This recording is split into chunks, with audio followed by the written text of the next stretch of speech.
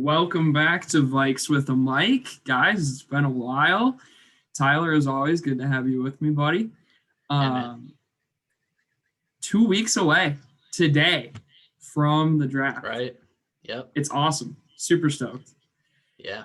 Man, it's just crazy. It feels like it's coming up on us so fast. So if you haven't already, make sure that you go back, you check out our mock drafts that we've put together. We're going to have a lot more draft coverage coming up within the next couple of weeks here as it gets closer to the actual thing. Who knows, maybe even a bit of a, well, we'll see when it comes to draft day, but we might have something special planned for you guys on draft day. But yeah, tons to talk about, around the NFL, a little bit of stuff to do with the Vikings too, which is always good, always nice. And that's obviously where we're going to start. Tyler, I know you had quite a lot that you wanted to talk about today. So, let's start here with the first thing on your list here. What do we got here? All right. So first thing I kind of want to talk about is what are your thoughts on Andre Patterson, assistant head coach, your new assistant head coach, I shall say, for the Minnesota Vikings. What are your thoughts? I love it. I think it's extremely well deserved. Obviously, he's going to keep his role as defensive line coach and assistant defensive coordinator. And now he takes a new role as assistant head coach. Zim, he loves guys that give him versatility on his coaching staff. He likes guys that have a ton of experience. Well, Coach Pat brings players into this organization. Like, there is not one defensive player, it seems like, that has come in who has not complimented Coach Dre in some way. Yeah. It's really awesome. It's really cool. And I know that he has a lot to do with who they draft as far as defensive linemen too. Like, he's very adamant about making sure certain people get picked. So I think that's something that we can maybe dive into the coming weeks as far as the draft coming up goes. He's going to have a little bit more say now, per se. Yeah. In the war room. So that's super cool and fun to think about, depending on the situations we find ourselves in with the 14th pick. But what do you think about it, man? I love this. I love this so much.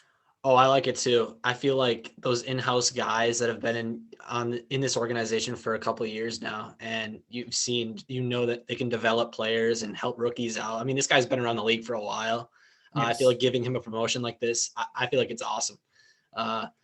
Those in-house guys are just special. Kevin Stefanski, it was with the Vikings for so long. It kind of reminds me of this situation, but he's kind of on the defense, and I feel like he's great at developing guys. You know what I mean?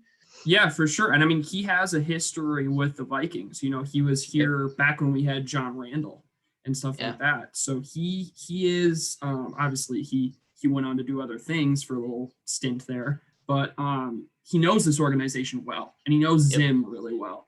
And I think that the promotion here, and you can kind of give me your thoughts on this too, but I think it's very interesting as far as like, what does this mean per se?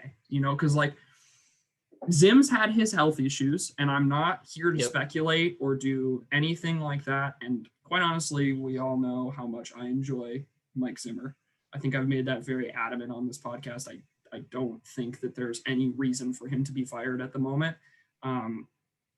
Obviously, we can revisit that next season, depending on how this goes. But yeah, some people are saying that he's coming in to kind of like be groomed for the next head coach position. Obviously, if something bad happens again with Mike Zimmer, how he had his eye issues, he had to miss a couple of games in the past. Coach Patterson would take over as head coach during those games. So it's kind of nice in that regard to have somebody already, step in and say, like, this is the person that's going to take that role. But what are your thoughts on like a future Andre Patterson head coached Minnesota Vikings team? I think it's super interesting, man. I'd be excited for it, but at the end of the day, I feel like we just got to 2021. We got to wait, man. We got to wait. I feel like this is make or break no matter what. If it's a bad year, I think Zim's gone for sure. In my opinion, it's been a couple of years, man. This defense is completely different than it was last year, and it should be a lot better. most likely 11 different starters than what we had at one point last year. Just think about this though. I mean, there's 3 games I can think of last year. It was the Tennessee game, the Chicago game, the Seattle game. Those 3 games. Well, if we would have won one of those, we'd have been in the playoffs, right? Yeah. And our defense was so bad. Like, this defense can be a top 10 defense next year, man. Easy. Oh, easily, if not more than that. So, I mean, that's 3 wins right there, I feel like, from that defense. I'm super excited for this year. I feel like if they don't win games this year, though, it's make or break, man. That's why it's kind of interesting. Huge. Yeah. It's huge. I get what you're saying. I think that, and something that we can kind of get into more just while you're talking about wins, I think that also like having fans back is going to be huge too. You know, like we talk about how many of those wins were like, you know, or how many of those losses, I should say, were that close from being a win. The ones at US Bank Stadium probably are, if there's fans, for sure. So yeah, I love it. I don't think that Hunter Patterson's going to be the head coach of the Vikings. If anything, I think that he'll be the head coach for somebody else. And this might even be Zim kind of doing him a courtesy of being like, let's build your resume even more. Since he's had to split that defensive coordinator spot with Zim's son, Adam, he might be kind of like saying, all right, you can come up, you can also be an assistant head coach. That way, you know, like we showing people like you're totally the guy, you can do this, which would suck. I'd hate to see the Minnesota Vikings without Andre Patterson because, you know, I think he is the reason, actually, I know he is the reason that like Danielle Hunter is who he is today. The reason that guys like Michael Pierce want to come to this team, Dalvin Tomlinson want to come to this team. Not revitalized, but really helped with Everson Griffin's career, really helped make Brian Robeson be in the league for as long as he was. And I can go on and on as far as Andre Patterson and the impact that he has. He makes our linebackers better. He makes our cornerbacks better because of the work that he does with that defense. So super interesting stuff. Super interesting stuff. But yeah. All right, what do you got next for us? All right, sweet. So, I mean, we're kind of talking about this defense a little bit, so let's stay with that then. What are your thoughts about? I mean, Michael Pierce was actually in the building yesterday. I think you know that for sure. I saw that. He was at TCO yesterday, the TCO Performance Center in Eagan, Minnesota, for the first time ever. Got the jersey. He was walking around. I mean, we've been there, so I mean, it's a great place. I love it. It's a beautiful place. Awesome. I hope to work there someday. Hey, yep. But yeah, what are your thoughts on Pierce? Sorry, I was just. Oh no, you're good. What are your thoughts? What are your thoughts? Well, yeah, I think it's kind of interesting because we haven't had a ton of reasons to talk about Michael Pierce on the podcast, right? Like, no. He's been this kind of looming figure since last offseason. We signed him, and then he was like kind of up in the air for a second there because we knew he had the bad asthma, and then he officially called that he wasn't going to play. He was going to opt out. So super interesting, right? It really is like another free agent acquisition for this year because his contract told. So I'm super excited about him. I think one interesting thing, his number being 97. His number's 97, so that's basically saying I think Everson Griffin is out of the picture. Yeah. Right. Most likely not going to get signed by the Vikings here at any point. I think that having a full year off of football, I think there's a lot of pros and probably some cons to that as well. It'll be very interesting to see how he comes into camp, how he's looking, all that kind of stuff. I know that he has said, and I've seen the pictures, that he's in like the greatest shape of his life, that he really enjoyed having the year off to kind of heal and take off some fat, put on some more muscle per se. So that's super exciting. Hopefully he comes back better than ever because I think it was his 2019 season with Baltimore was insane. Like dominant in that line. Was really good. I found something very interesting. I believe it was his quote was about Linval Joseph and how he You're right. watched a lot of his tape even before he knew he was going to become a Viking. He was a very avid studier of Linval, and I mean, we loved our big goon Linval Joseph up the middle there. So if we can have another run stopper like that with Tomlinson, man, I am just absolutely stoked for this guy. What are you thinking about Michael Pierce? Yeah, speaking about that 2019 season, I mean, that defense in Baltimore that they had was really good that season. They were, I think, 13-3, I believe. They did not really lose games. I mean, they obviously had Lamar Jackson's MVP season, but that defense was very underappreciated. They played really well. They stopped a lot of teams. But no, I feel like I'm super excited for Michael Pierce. He said just a thing about the when he was not playing last year and he was doing he was on Twitter a lot with interacting with the fans. I thought that was cool as well. That's why I'm excited, man. This guy, you can just root for him like that. I'm just he's a guy that I feel like you can just cheer for and just be happy for that he's back out there. I'm super excited to watch him in purple this year. Yeah. If you are a Vikings fan and you have yet to watch the presser that he did yesterday, I think it was. Yeah. I'm getting my days confused. Can't remember if it was today or yesterday. So yesterday, if you haven't watched it, then feel free to pause this, then come back to it, of course. But go watch Michael Pierce's introductory, basically, interview at TCO Performance Studio yesterday. He has got an energy about him. He wants to be here. You can just tell that he's going to be a fan favorite. Yep. As long as he produces on the field, right? Obviously, it's all going to come into the question, how is he going to do after that year off? But I have a lot of belief in him. I think he's going to absolutely freaking kill it. I'm super stoked for what he brings to this defense, especially with the atrocious defensive line that we had last year. Oh, man. Yeah. We're going to instantly be a million times better with him, Tomlinson, and hopefully Hunter back as well. And who knows, maybe some draft acquisitions as well. I just feel like the biggest biggest takeaway from it is probably the running game, man. I mean, it's really the running game. It's at the end of the day, it's all the running game, because last year that New Orleans game, even the whole season, it was bad. It was extremely bad. And we preached on it. It was terrible. Every game we were complaining about it. It didn't get any better. I mean, so I'm super excited. Two big guys, man. It's back, man. I'm super stoked. You cannot win games if you're letting teams run all over you. It's just not going to happen. So, super stoked, super excited. Alrighty, but I don't see something on your list here. Since we're kind of in the area of the Minnesota Vikings defense. Before we get off of the Minnesota Vikings train, let's address something else that happened while we were away. Jeff Gladney, the situation with Jeff Gladney.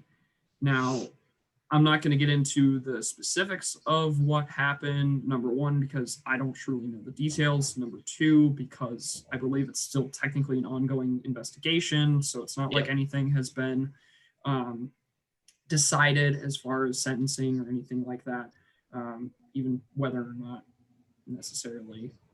I don't know. I'm not going to say anything else.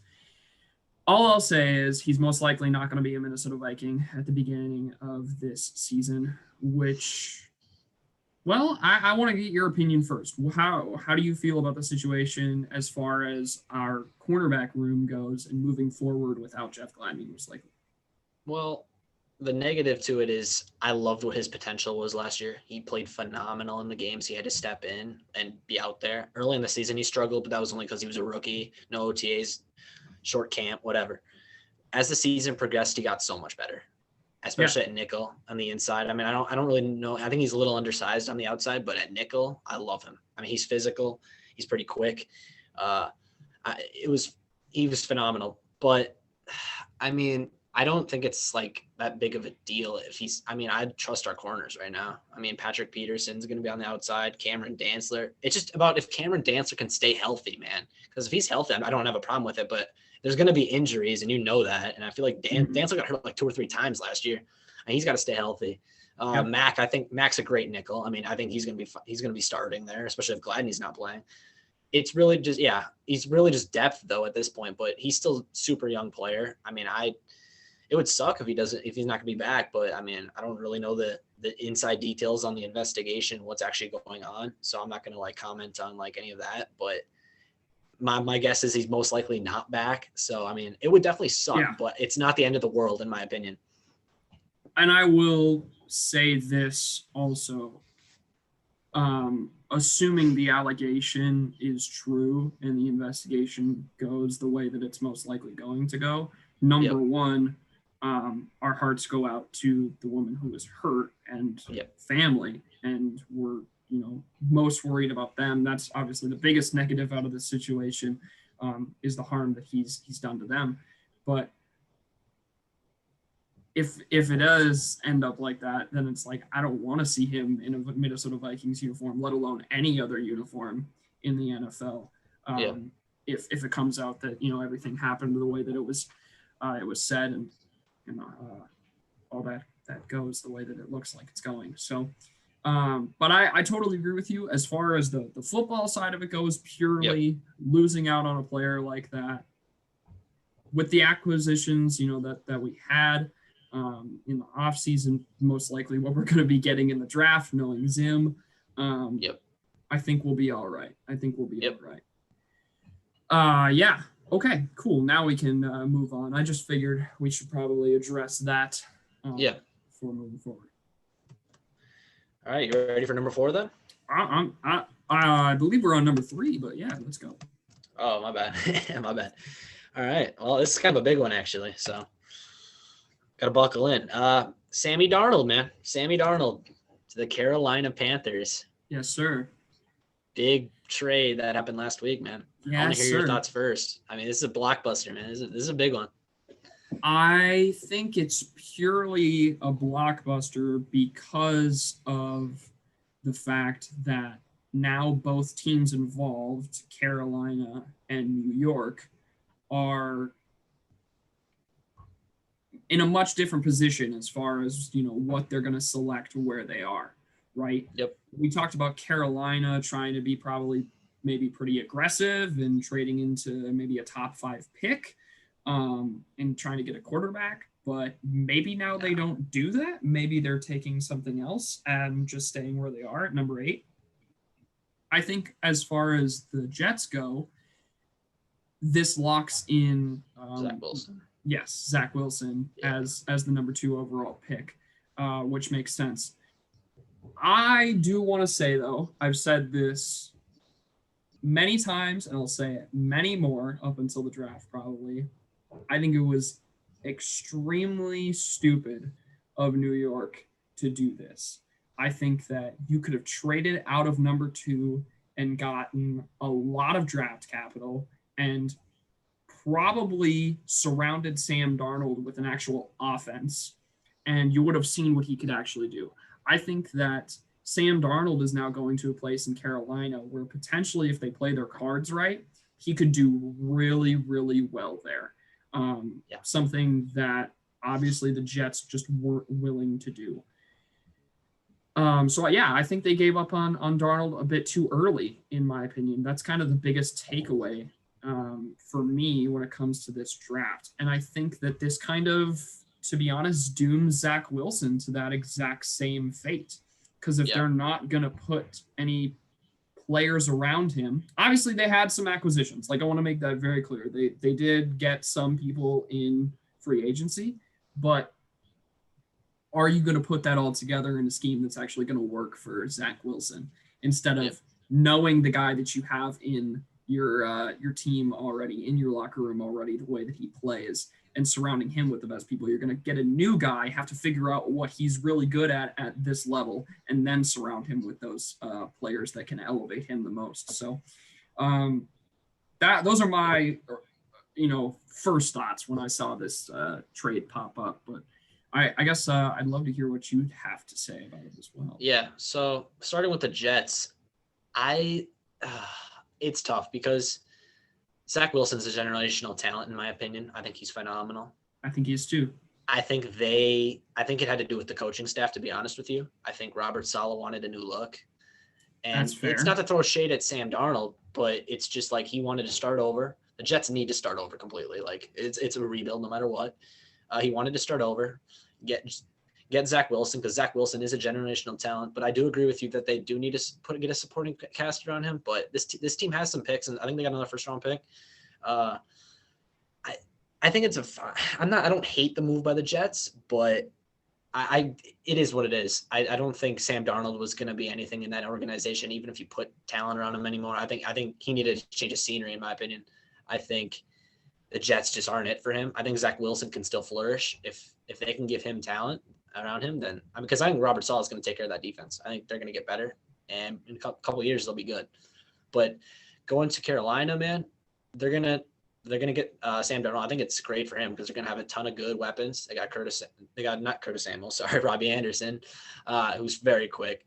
But if they could get maybe like Kyle Pitts at whatever pick they are, I mean, Number 8, I think they should go defense. But Kyle Pitts at 8 or whatever, shoot, go ahead, because that'd be great for Sammy Darnold because he needs weapons. Yeah, I think if Kyle Pitts falls to 8, then you absolutely have to take him if you're Carolina. Otherwise, I think you go maybe offensive line, make sure that he's protected at the very least. Perhaps one of those top 3 wide receivers, maybe even. But yeah, I totally agree. I think that Sam Darnold either way is going to flourish a lot more in Carolina than he would have in New York for sure. But I think that's purely because the Jets seemed like they didn't want to make it work. If the Jets wanted to make it work, they could have gotten a lot more out of Sam Darnold, I guess is my point. They could have put him in a much better position, but they chose not to. So that's on them, and they obviously see something in Zach Wilson that they like more. So good on them. Hope it works out. I like Robert Saleh a lot. Yeah. A lot. What he did with that San Francisco defense was amazing. And I'm super excited to see what he does in the AFC, far away from the Vikings. So, so yeah, totally. I like that. I like that a lot, though. All right.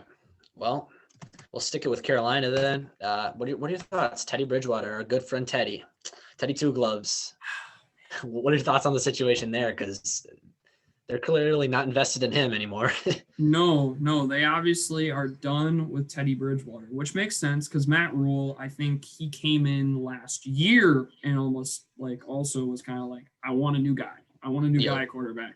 And then they signed Teddy Bridgewater, but even then it kind of felt like, is this really the long-term thing that they want? I feel like he's probably going to want somebody out of college, right away who he can kind of work and mold.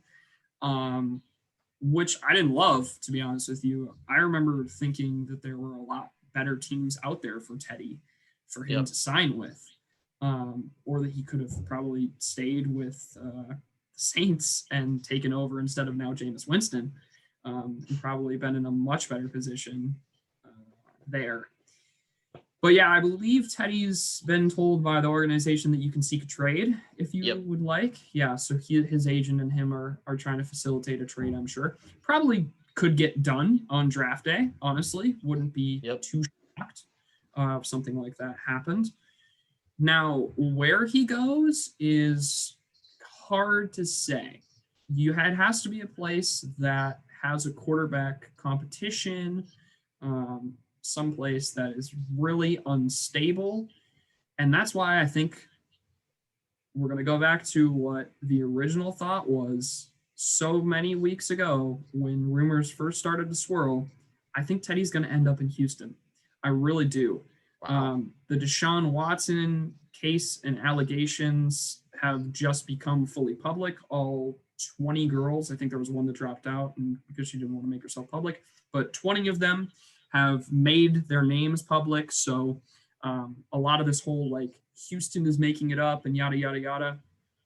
I don't want to hear that. Let the investigation and the trial go as it needs to. These women are accusing a man of doing something absolutely terrible. So that's where I'll leave that at. But most likely Watson's gone either way, right? Like even if all of this stuff for some reason goes away, he wants out of Houston. So he will be gone. they have Tyrod Taylor, I believe, is who they Yep. signed in the offseason.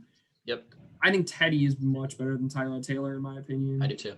I also think that Tyrod Taylor like almost died last season because of the Chargers medical officer. So, there's that. But it's I'd like to see Teddy in Houston, and I think that that's at least a place where, like, if he's gonna go and rebuild his career, then he needs to go to Houston and show, look, this is like a terrible team in the worst situation, and I'm gonna take them and I'm gonna elevate them. Yep. You don't have to necessarily get super far with them. Nobody's expecting that of you, but this could be a place maybe where you find a home, or at the very least prove yourself again and kind of hit the market once things open up next year. I feel like you just got to ball out, man. Like, I mean, you don't have to win games necessarily, but put up good numbers, man. Like, right. Make your teammates better, make people notice that the Houston Texans aren't to be taken for granted for, man. So, but I honestly got a couple teams as well, though. I got a couple teams I feel like are kind of interesting. Okay. I'm gonna start with the Chicago Bears. Oh, yeah, interesting. Andy Dalton's not a starter, I don't really think. Teddy Bridgewater could at least give him some competition. I feel like Teddy could probably beat him outright. The Bears need a quarterback desperately. I mean, I'm not saying I want the Bears to do this. These are just teams that I feel like should and might actually do it. But I mean, the Bears are in trouble if they have Andy Dalton starting. They really are. I mean, NFC North isn't going to treat them very easy. But another team actually would probably be it depends though on the Washington football team is an interesting team, because if one of these top four quarterbacks, if all these top four quarterbacks are gone within the top 10, I mean, what is the Washington football team going to do? I mean, they're not going to take Kyle Trask at whatever they are, 19 or whatever it is. Like, they're not going to do that. So no. I feel like that one kind of depends on the draft, how it kind of falls to them. You know what I mean? I could definitely see the Washington football team maybe making a move up, but I don't think they're going to move up inside the top 10. I mean, I don't really see it. Maybe a couple spots. I don't see them going up in the top 10. Oh, geez. I don't think they have necessarily, well, no, maybe they do have the capital, like, on defense potentially to move that up. Like, most likely if you're going to move up to a spot like that, you'll need to trade a player, right? Yeah, so, like, who are you willing to give up to make that move? And also, who are you going to be after? It's gonna all depend on how the draft falls, right? Like, we're not going to get this trade until draft day, most likely, because if they move up in that 8 to 10 range, that means that a quarterback has fallen to that range, which it's totally possible that the 5 quarterbacks that are slated to go in the first round go within the top 8 picks even. Yeah, 8, yeah. So, yeah, I mean, it would be crazy back to back, but who knows? Yeah. And just one more team, like, this is probably the most unrealistic, but the Pittsburgh Steelers need a quarterback now. I mean, Ben Roethlisberger. I mean, we've talked about it on this podcast a ton. Like, the thing is with them, it's the capital kind of thing. I mean, I don't know if they really have it. I mean, a lot of their guys are aging players that I don't know if teams really want. And I mean, you got to keep all your young players, because TJ Watt is not on the trade block. So that's really like their only young superstar, I feel like. So right. I don't know. I'm just saying that I feel like Pittsburgh needs a quarterback desperately, because I feel like this is Big Ben. Big Ben is literally on his last leg, man. Big Ben is literally on his last leg. If you're Carolina, what is Teddy Bridgewater worth now that you've traded for Sam Darnold? What are you accepting for Teddy Bridgewater? Especially since you've given him the right to, go out and try and find a trade. I think if you're any one of those teams, it's not going to cost you a ton probably to get Teddy. I don't think so either. So it's not like you're going to be giving up your first or even probably second round pick for a guy like Teddy Bridgewater if you're the Steelers. So, yeah, why not?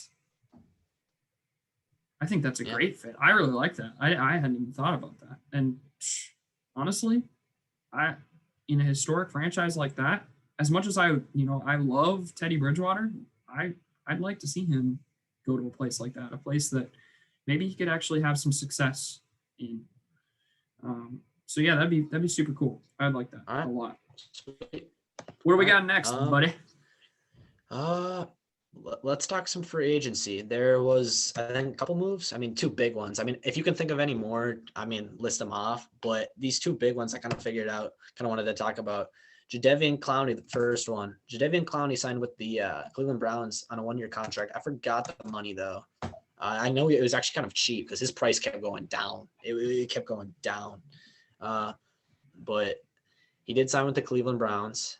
I kind of want to get your thoughts on it. What are your thoughts on Clownie to the Cleveland Browns? I like this move a lot for the Browns. I know that they were going after him very hard. I think it was last season when he signed with Tennessee, if Yep. I'm not correct. Yep. Yeah, he was Tennessee. Yeah, so we know that it's a place that wanted him, that obviously was really fighting to get him. So in that regard, you love it. But then also you look at the defense and you look at the fact that it's freaking Myles Garrett and Jadeveon Clowney. You gotta love the Browns if you're, to take from Pat McAfee. The Browns are looking good. Yeah. And Stefanski, he's building a team over there, man. How can you not root for Kev Stefanski? Yeah. Right. Love him. And I like the fit. I don't honestly know the numbers right off the top of my head either. I'd have to look it up maybe while you're giving your thoughts on the issue, but I think it's a fantastic signing for the Browns. Yeah, man. I think it's really kind of an underrated type sign. I feel like it's good. People kind of bash Clowney. I mean, his sack numbers haven't been very high the last couple of years. I mean, he's had problems getting to the quarterback, but you have Myles Garrett on the other side. I mean, that guy's not going to have a problem getting to the quarterback. I feel like Clowney's going to create more chaos on opposing offensive linemen. I mean, Clowney's a guy. I don't know if you've seen that. You've definitely seen that play in college. What he did to that one guy in Michigan with his helmet. Oh my God. Yeah. I mean, this guy is and I'm pretty sure that was after a really bad call too. Like it was some sort of, maybe it was a turnover or something that they didn't call right or something like that. It was a viral hit. It was crazy. But it was amazing. Yeah, the next play they came back. By the way, before you keep going, just while I have it up, $8 million over 1 year. That's a prove it type of contract. I don't think absolutely. I mean, that's cheap, man. That's cheap. Yeah, people on Twitter are being like, oh, his sack numbers aren't very good. It's like, I mean, I just feel like he's going to create chaos no matter what. I mean, this dude's a freak. I mean, he might not be able to put a ton of sack numbers on the board, but the offensive lineman, if you don't pay attention to this guy, he's going to burn you. He's going to burn you. He was the number one pass rusher in Tennessee. I mean, they don't have any guys. I mean, everybody's looking at him on the opposing offensive line. You know what I mean? So it's like everyone's going to be looking at Myles Garrett while he's going to be going out on the other side and balling out. So, I think it's exciting. I feel like Cleveland should definitely look into maybe taking a linebacker in the first round now, because I've been on the train of them getting a linebacker and maybe making this defense even better than it already is. So this defense, if they do that, like, shoot, this is a sneaky good defense. Maybe even a corner, honestly. I know they have Denzel Ward, but I mean, it doesn't hurt, man. It definitely doesn't hurt. Yeah, and there are some solid guys out there that they could probably get pretty easily on defense as far as a fit for linebacker where they're picking. So, I like that. Maybe even another like young corner or something like that. But anyways, we got a lot of time to talk about draft stuff. But yeah, okay, Jadeveon Clowney, and I think you got another one here. Yeah. Well, this one was actually breaking today. Former Minnesota Viking wide receiver / kick returner / running back / whatever, because this dude can freaking play a ton of positions. But CP Flash, Cordero Patterson, signed with it. Actually, it was kind of a surprising team, the Atlanta Falcons. Yep. On a 1-year deal. Crazy, man. I mean, what are your thoughts? I mean, this guy's he's pretty underrated. What are my thoughts? Underrated doesn't begin to describe it. I love Cordero Patterson. I don't think that he's by any means a number one wide receiver. We found that out in Minnesota when we tried to do that. But exactly, the man is one of, if not the best kick returners in NFL history. There's a reason they call him the Flash. He's absolutely amazing. He can still do, like you said, a million things on offense. He can play a wide receiver at any spot. He can play running back. He's done that for an entire game a couple times, I'm pretty sure. Yep. So we know what he can do. We've seen him in Minnesota. We had to face up against him twice for the past couple of years when he was in Chicago. Didn't bring up that Monday night game last year. Who knows? We'll probably see him again now that he's staying in the NFC in Atlanta. Obviously, it's a 1-year deal, but man, I'm just glad to see that teams are still signing him. You know what I mean? Like that he's not so underrated like some guys that just completely fall through the cracks. Their careers end or something like that just because for whatever reason. But man, it sucks to see him go to an NFC team that's not Minnesota again. This is another one. I'd like to know the numbers. I haven't seen anything on the numbers recently. I know that it was today. So who even knows if they're out yet? But if it was cheap, I'm going to say I wish that Minnesota would have went after him. I know that he was liking tweets. He was out there saying like, back in Minnesota for whatever reason it was. I think he probably came to fish or something like that. I know he's still got buddies, ton of buddies that live out here in Minnesota. So, but yeah, all of the best to Cordell Patterson. All of the best to Cordell Patterson always. My 3 takeaways from it. I'm happy he's out of Chicago. Like really happy. Yeah, for real. Because I was sick of watching him making big returns against us every single time. Another thing is I'm actually kind of surprised the Atlanta Falcons went on and signed him out of all teams, but I'm happy for him. I mean, I was just surprised with Atlanta. You know what I mean? I don't know if you kind of feel the same way. I didn't really see the Atlanta Falcons going out and getting him.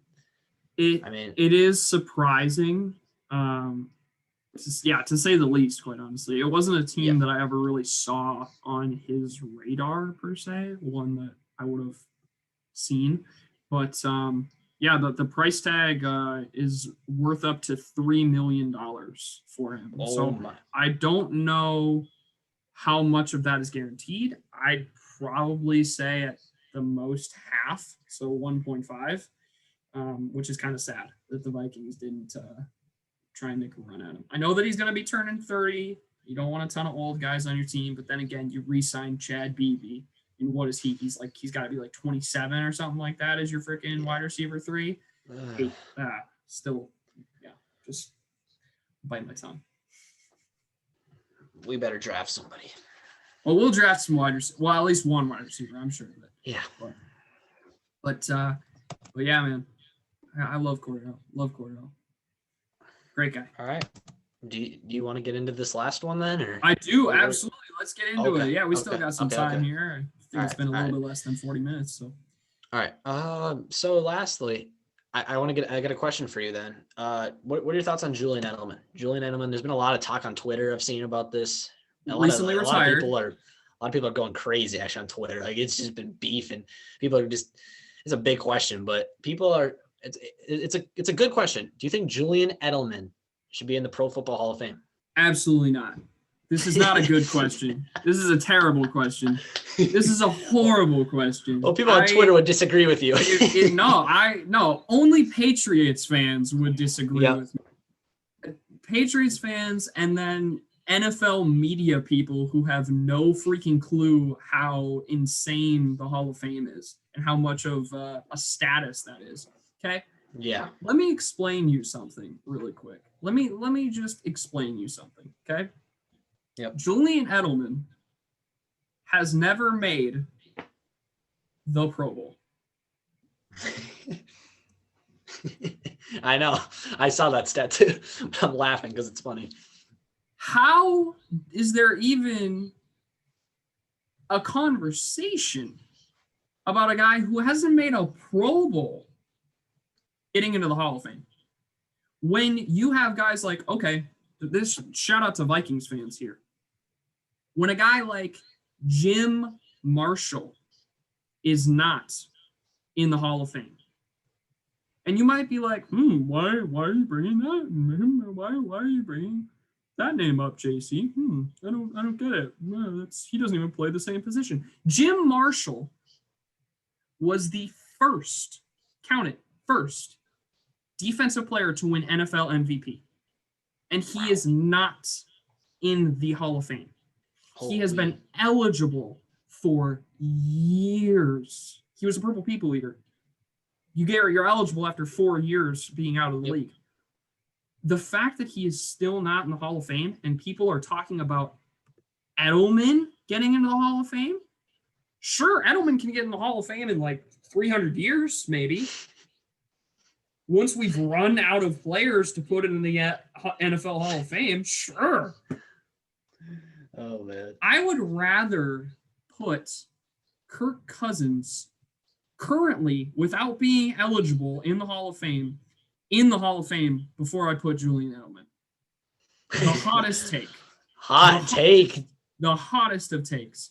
Because at least Kirk Cousins has consistently been a top 10 quarterback, basically, when given an opportunity to actually start. Julian Edelman has not consistently been a top 5 wide receiver every single year that he's played. Has he won some Super Bowls? Sure. Was he a Super Bowl MVP? Sure. Did he happen to make one of the most ridiculous catches ever seen in the NFL during that Super Bowl? And that's purely the reason he won a fan-voted NFL MVP award? Sorry, not NFL MVP. Super Bowl MVP award? Yes, that's it. So, yeah, if you ask Patriots fans, he's a Hall of Famer. Well, go ahead, put him in the Patriots Hall of Fame then. Retire his number, whatever. He's not an NFL Hall of Famer. All right, I need to calm down. I'm going to take some deep breaths, but I'd love to hear your thoughts on this. I mean, I agree. I totally agree. I mean, I don't see him in there either. But it's just like Patriots fans, people on some of these guys on the media, like it's like he won Super Bowls with Tom Brady and Bill Belichick. Like, I mean, that's another great point. I feel like Thank that's you very the much, main Tyler. reason. I didn't even say that. These are literally, this is NFL football is a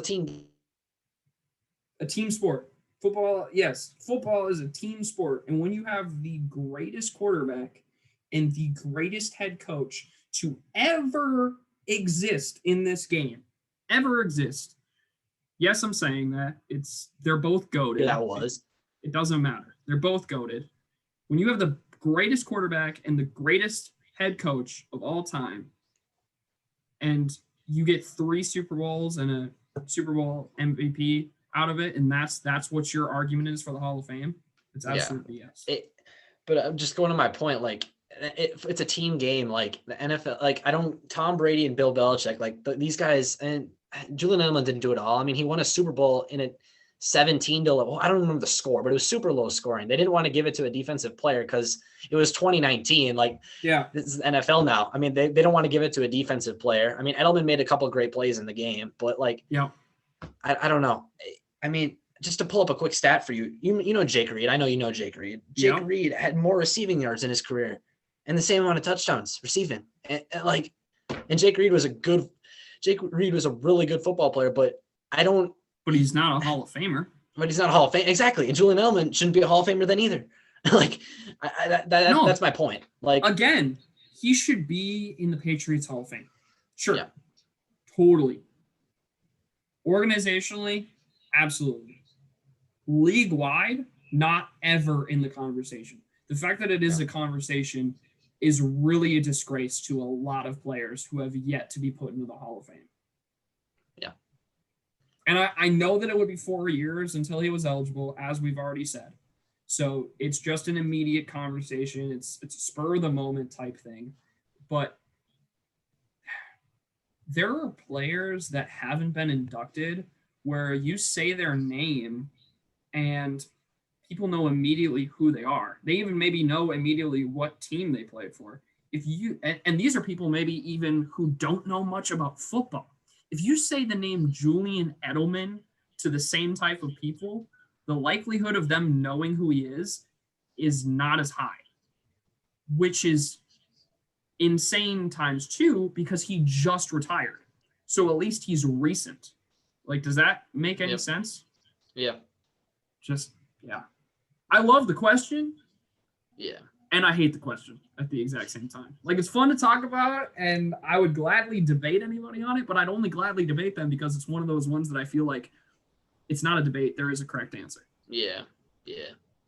I know. I like the hot takes, though. Some of those are kind of hot. Spicy takes in there. A lot. Some of those are going to get me blasted on Twitter probably if we ever blow up or if I ever do anything. But you know what? Hey, man. Heat of the moment. And I kind of still stand by it to a certain degree. I bet there's somebody out there, heck, even myself, if I took the time, who could come up with statistics that would be like, he's at least on pace to be a Hall of Famer, more so than Julian Edelman. So who knows? I can tell you right now, if Kirk Cousins wins the Minnesota Vikings in Super Bowl, he'll be a Hall of Famer. Please, Kirk. Please, I'm begging you. Let's go. Well, on that happy note, I think we have kind of hit the end of what we wanted to discuss today. So we will go ahead and wrap it up. Thank you very much for listening to Vikes with a Mic this week. Make sure that you check out all of our previous episodes. You can find them all archived at www.vikeswithamic.com. So make sure you check us out. We're also on YouTube. Just go ahead and search up Vikes with a Mic. Hopefully you're seeing this video on there right now. Go ahead and leave us a like, comment, subscribe. Just support us in any way, shape, or form possible, you guys. We love you and we like to hear from you. And the more we can interact with fans, the better. This is a great community. It's a lot of fun. So we enjoy what we do. We will be back next week, hoping to record at least 2 episodes, especially as the draft gets closer and closer and closer.